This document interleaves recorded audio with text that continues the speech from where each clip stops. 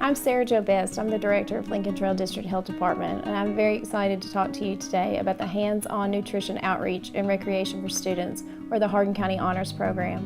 This program was made possible through an IHOP grant to improve community health outcomes in our communities, and was originally established through a grant that was applied for by Lincoln Trail District Health Department and Hardin Memorial Hospital with the intent of doing health, wellness, education, focusing on nutrition and physical activity, and grew into a grassroots community partnership, collaborative effort among many organizations. We were able to partner with organizations to ensure a walking trail on the facilities, to put some investments into upgrading some playground equipment for physical activity. We've had family nights that involved families in nutrition and how to cook healthier on a budget. We've been able to do community gardens with this project, and the involvement has absolutely been outstanding within our community and something that we're very proud of.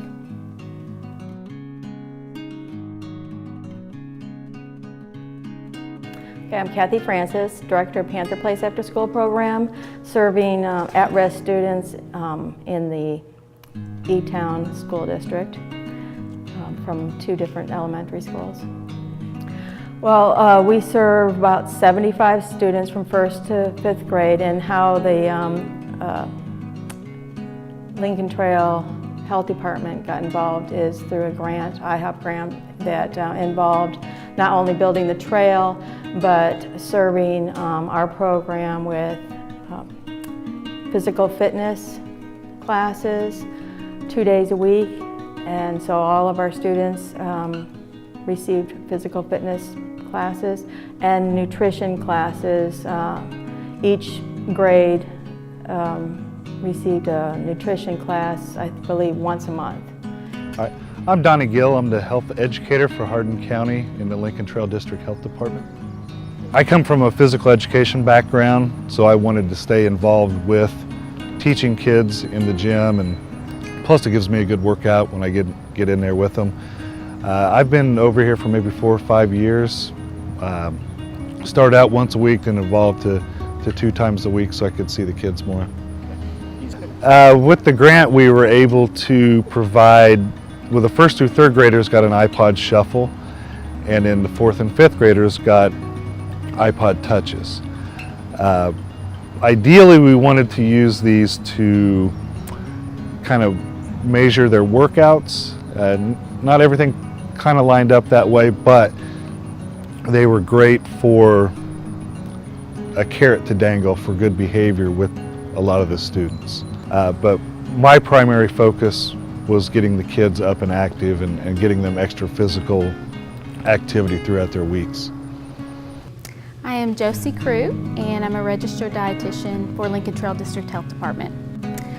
Mainly, I've been providing nutrition classes for the after-school program and providing healthy snacks every once in a while for the children, and just doing fun activities with them as well. Mainly, I've been following a guideline called CATCH. It stands for Coordinated Approach to Child Health, and it's a very strict guideline as far as different nutrition topics that I will cover. So different topics, for example, that I've covered with the kids in the after-school program are how to reduce screen time, extra physical activity during the day, getting in their 5 fruits and vegetables per day, lowering sugary drinks. Also, we talked about healthy snacks, increasing calcium, and eating breakfast in the mornings. The reason why these kids might shy away from certain fruits and vegetables is because they haven't tried them. Studies show that it takes about 10 tries to accept a new food, whether that be fruit, vegetable, whatever. So getting them to try food is a starting point, and that's what I've been trying to do with the healthy snacks. The family nights essentially are for the families to come of all of the Panther Place students, and we can have a family meal together You know, a lot of these kids don't get family meals at home, so at least they can get that and spend time with, you know, their different teachers and talk about what they've been learning at Panther Place. How receptive? My name is Megan Stiff, and I am the Director of Community Impact for United Way of Central Kentucky. Sure. Well, we are on the walking trail for the Community Garden Project, which this trail was constructed actually by a team from the AmeriCorps NCCC program. Through United Way's work with the Corporation for National and Community Service, we've seen National Service do amazing things for our community. We are the provider of the region's AmeriCorps Vista program, so when we became aware of this collaboration, the need for these trails, we immediately thought NCCC would be a perfect fit to be able to provide this service. This team was deployed out of Georgia and consisted of 9 18 to 24-year-old members who came to our community and put in this trail. They dug, they dumped rock, they landscaped, they even repaired the equipment on the playground for families in this neighborhood, and really were that labor that was what we were needing to be able to make this project and this concept a reality. We have a lot of passion around this issue, but needing those people who have the expertise and the ability to actually implement the trail was where we were challenged, and through the NCCC program we were able to bring this team here to make that happen. I'm Terry Bergen, and I'm the Maternal Child Health Coordinator for Lincoln Trail District Health Department. The target is the community. We are really trying to have an impact on making people healthier. And two of the ways that we know that we can do that is by increasing physical activity and allowing folks to eat better, healthier, fresher fruits and vegetables. The walking trail was a partnership with the school system. It's their land, it's their property. They were fantastic in opening it up to the community so that the whole community could use it and get healthier. Very receptive. And you know what? That is the most amazing part for me personally, is that we started so small, and then when we invited people, they came to the table. People were volunteering, like for the community trail. People wanted to volunteer to help build the trail when the AmeriCorps team was here. We had firefighters coming in and wanted to volunteer. And then of course our environmental staff helped as well. Just people from all throughout the community was just so gung-ho and trying to get everything accomplished.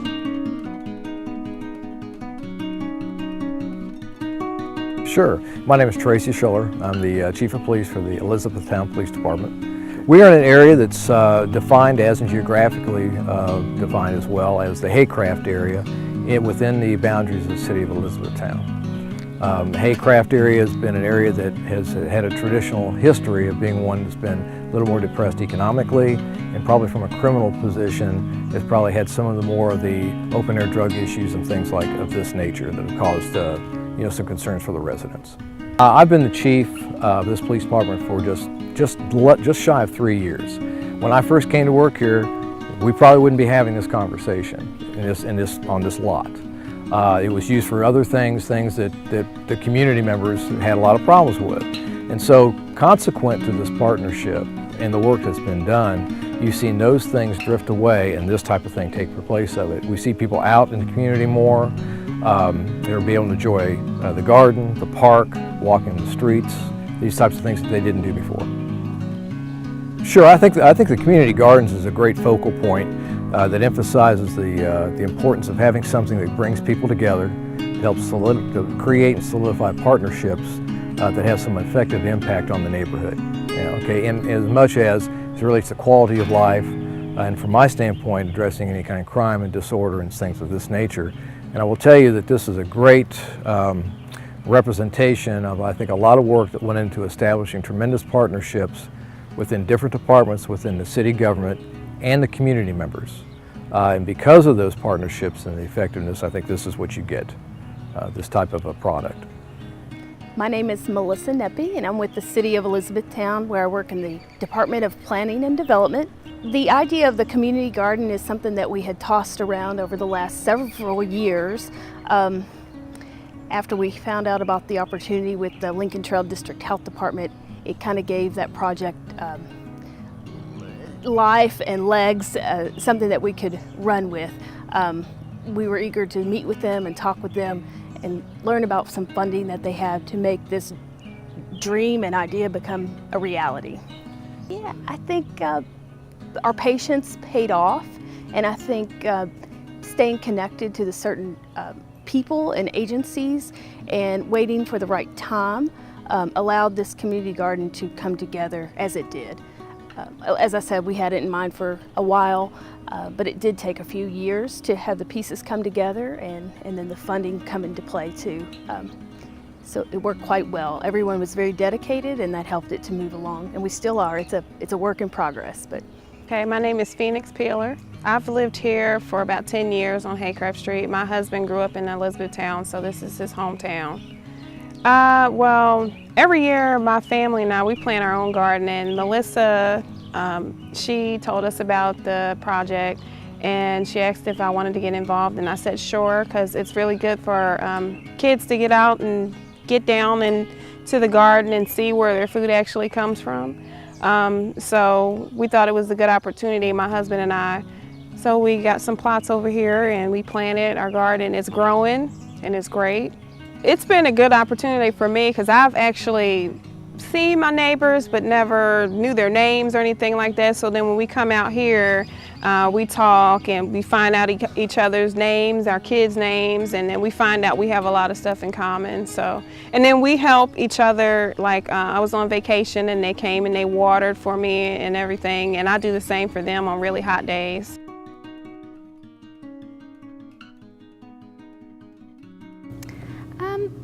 Getting out there, you know, anything that you might be involved in now is great, but branching out, because not only the after-school programs really need some of this nutrition and exercise, but, you know, think of churches or different community organizations, anywhere where there's children and adults. There's always someone to teach. And, you know, there's always someone to teach about nutrition, and children obviously need the activity piece as well. So just getting out in your community and finding different places to go. Spread the word. One last question. Can you share with those colleagues across the state?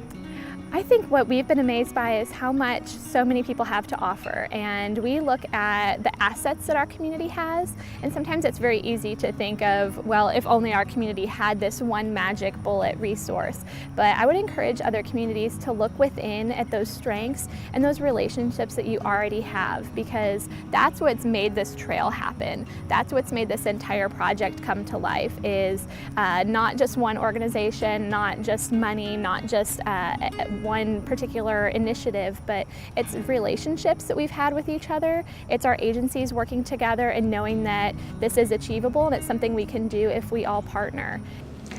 I think the most important piece you can do is reach out and partner and collaborate with other people in the community.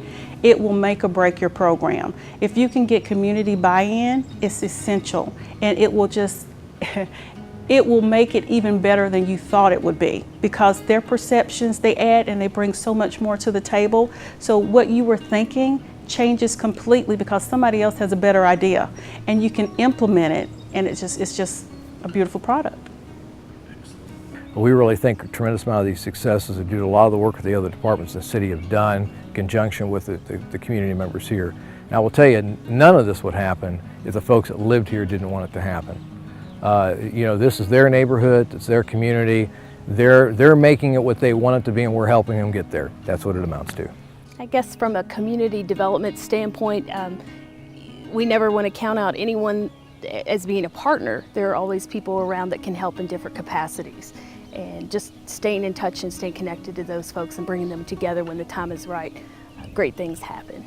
Our staff believes so much in community health and really doing population health, that their excitement and their desire to bring about changes in people's lives in our community, it's infectious.